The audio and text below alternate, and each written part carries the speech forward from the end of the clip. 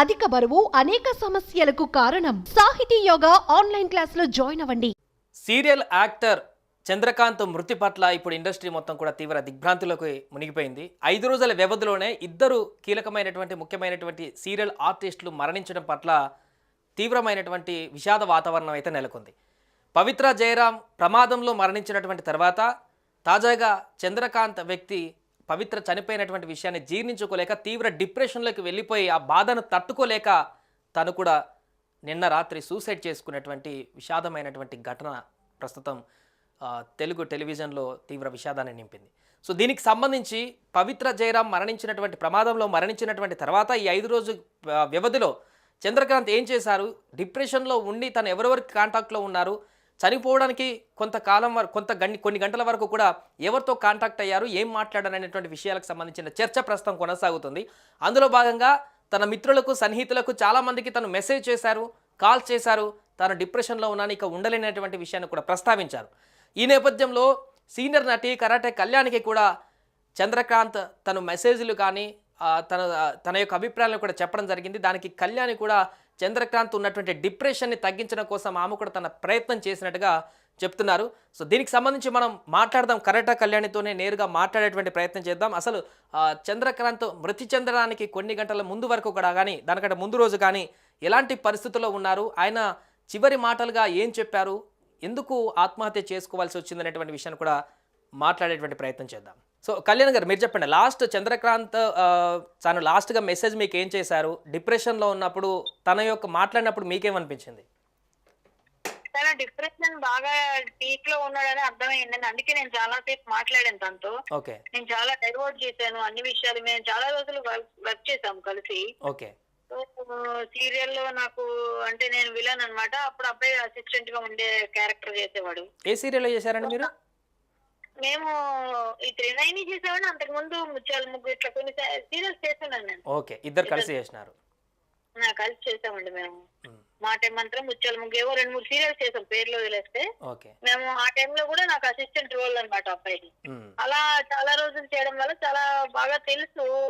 తర్వాత నేను త్రినైని మానేసిన తర్వాత తిను మాత్రం కంటిన్యూ అయ్యాడు.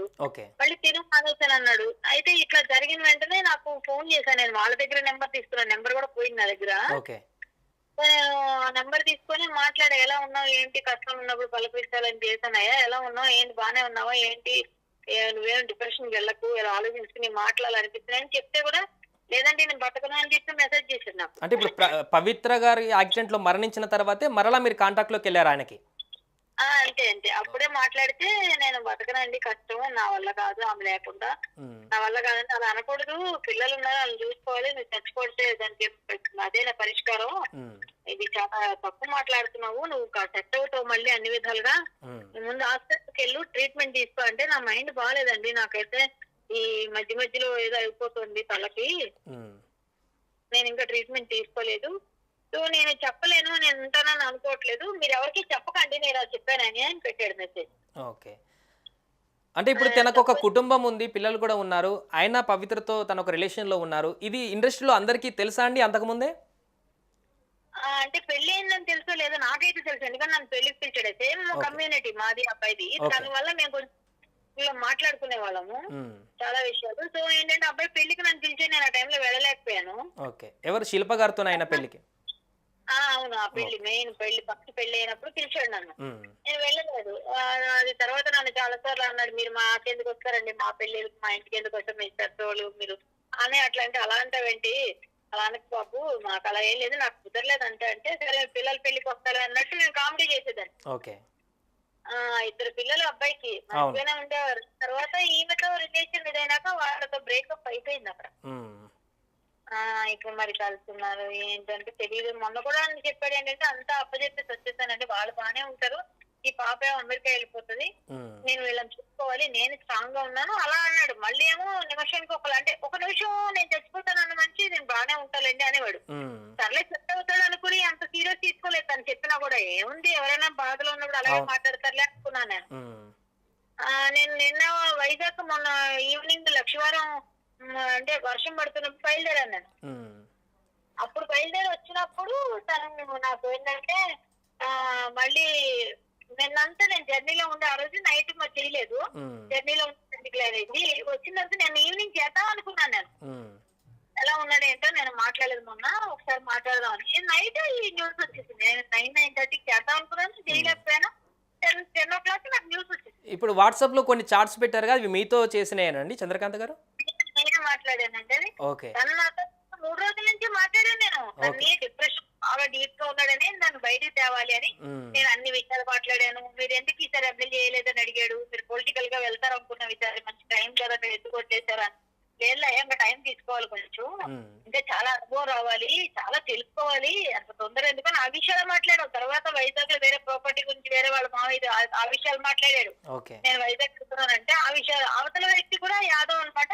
ఉమ్, మాకు తెలుసు అనమాట, అవతల డాక్టర్ అది ఆ హాస్పిటల్ కూడా మా మా బావగారు కొన్నారు. నేను అది ఆప్షన్ లో నేను తీసుకున్నాము, అది వెళ్ళిపోయింది ఆప్షన్ కి, మేమే ఫండింగ్ చేసాము. 9 years మా మావయ్య చేశారు, మా మావయ్య ఏదో చెప్పాడు. ఆ విషయం మాట్లాడాలంటే సరే అయితే వేరే డాక్టర్స్ చెప్తాంలే, ఇక్కడ మీరు కూడా తీసేస్తా ఉంటారు కదంటే ఆల్రెడీ అయిపోయిందండి, నన్ను సిటీని కూడా రమ్మన్నారు, నాకు హెల్త్ బాగాలేదు, నా ఆర్టిస్ట్ నేనే ఆపుకున్నాను, చేయలేదు అని చెప్పాడు. ఈ ఇష్యూ తర్వాత వెళ్ళలేదు నేను, ఓకే. లేకపోతే నేను వెళ్ళాల్సిన వైజాగ్ అంటే ఇక్కడ ఏదైనా అవసరం అయితే చెప్పలే, మన వాళ్ళతో చెప్తాము అని చెప్పా. ఓకే. నేను వైజాగ్ వచ్చిన తర్వాత కలుస్తానని చెప్పాను. ఈలోగా ఈ వార్త వింటానని అనుకోలేదు. అసలు ఇంత అంటే మరీ తగ్గుతుందిలే, బయటకు వస్తాడు అనుకుని ఎంతో ప్రయత్నం చేసాం. ఒక మంచి కష్టాలు ఉన్నాడని ఫోన్లే బయట ఎవరికో చేస్తాం, తెలిసిన వ్యక్తి కదా అని ఏదో అబ్బాయి కొంచెం మాట్లాడేలాగా అనమాట.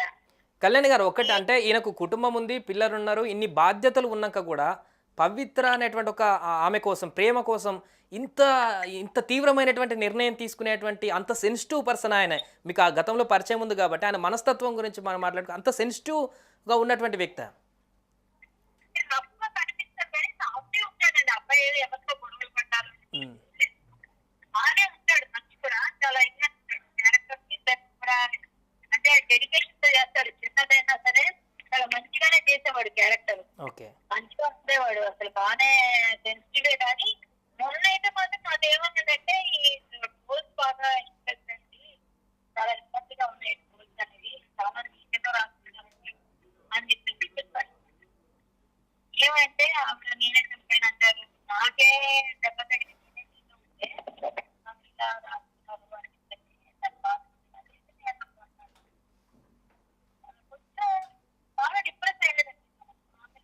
అంటే ప్రేమ అనేది ఎప్పుడు ఎలా ఉంటుంది, ఆ అమ్మాయి కోసం అబ్బాయికి ఏముంటుంది మనం ఎలా చెప్తామండి. అమ్మాయి చెప్తాను మనం చెప్పలేం కదా. ప్రతి అబ్బాయికి నచ్చింది, వాళ్ళు ఏదో ఇదయ్యారు, ఆ అబ్బాయికి నచ్చలేదు, డైవర్స్ తీసుకున్నాడా ఇద్దరు పెళ్లి కూడా వేసి ఇంక అనౌన్స్ చేద్దాం అనుకుంటున్నాం, ఇంక బయట చెప్పలేదు అంటే మేము క్లియర్ గానే అందరికి చెప్తున్నాము అని చెప్పారు. ఇప్పుడు అఫీషియల్ గా వీళ్ళిద్దరికి పెళ్ళైందా అండి కళ్యాణ్ గారు? ఈ పవిత్రకును చంద్ర చెప్పాడు, నాకు చేసుకున్నాను చెప్పాడు. మరి నాతోనైతే చెప్పాడు చేసుకున్నావు అంటే చెప్పాడు. అడిగాను పెళ్లి చేసుకున్నాను లేకపోతే నింటున్నాడంటే నేను చేసుకున్నానంటే చెప్పాడు. ఆమె కూడా చెప్పింది నాకు, మా హస్బెండ్ చేస్తూ ఎందుకంటే మొన్న మధ్య సీజన్ ఒక షోకి మేము కలిసి చేసాం అన్నమాట. ఒక సాంగ్ లో పర్ఫార్మెన్స్ చేసాం ఆవిడ నేను. ఆ టైంలో పవిత్ర నేను డాన్స్ చేస్తున్నప్పుడు స్టేజ్ మీద మాట్లాడేటప్పుడు మా ఇద్దరు పైరమల్ క్వశ్చన్ మాట్లాడుతున్నప్పుడు ఆమె నేను మాట్లాడేటప్పుడు చెప్పింది చేసుకున్నాను. తను కూడా చెప్పింది పెళ్లి చేసుకున్నానని చెప్పింది. తను నాకు చెప్పి మా హస్బెండ్ చంద్రు అంటే, అవునా ఏ చంద్రు అంటే మీతో కలిసి చేశాడు కదా చంద్రు అంటే, అవును నాకు తెలియదమ్మా అన్నాను. అప్పుడు దాకా నాకు తెలియదు విషయం. రైట్, థ్యాంక్ యూ అండి కళ్యాణ్ గారు.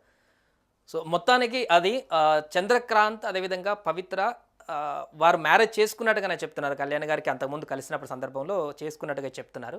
సో ఆ యొక్క బాధ నుంచి, పవిత్ర లేదనేటువంటి ఒక బాధ నుంచి ఆయన ఇలాంటి తీవ్రమైనటువంటి నిర్ణయం తీసుకున్నట్టుగా చెప్తున్నారు. కళ్యాణ్ గారితో లాస్ట్లో కొద్ది రోజుల ముందు కాంటాక్ట్లోకి వచ్చినా ఆయన డిప్రెషన్లో ఉన్నారని చెప్తున్నప్పుడు సందర్భంలో ఆమె ఎంత ధైర్యం చెప్పినా కూడా మిగతా వారి సన్నిహితులు కూడా అలాంటివి చేయకు, నీకు ఒక పిల్లలు ఉన్నారు, భార్య ఉంది, కుటుంబం ఉంది అనేటువంటి విషయాలన్నింటినీ కూడా మెన్షన్ చేసినా కూడా చంద్రక్రాంతి ఈరోజు అలాంటి నిర్ణయం తీసుకొని ఆత్మహత్య చేసుకున్నటువంటి పరిస్థితి అయితే ఉంది. ఏదేమైనా కూడా తాజాగా ఆయన లాస్ట్ డిప్రెషన్లో ఉన్న కొద్ది రోజుల పాటు మాట్లాడినటువంటి విషయాలు, ఆ మాట్లాడినటువంటి వ్యక్తుల నుంచి చెప్తున్నటువంటి అంశాలు అయితే ప్రస్తుతం కొంత చర్చనీయాంశంగా మారుతున్నాయి. సుమన్ టీవీలో మీ పర్సనల్ అండ్ బిజినెస్ ప్రమోషన్స్ కోసం కింది నెంబర్కి కాంటాక్ట్ చేయండి.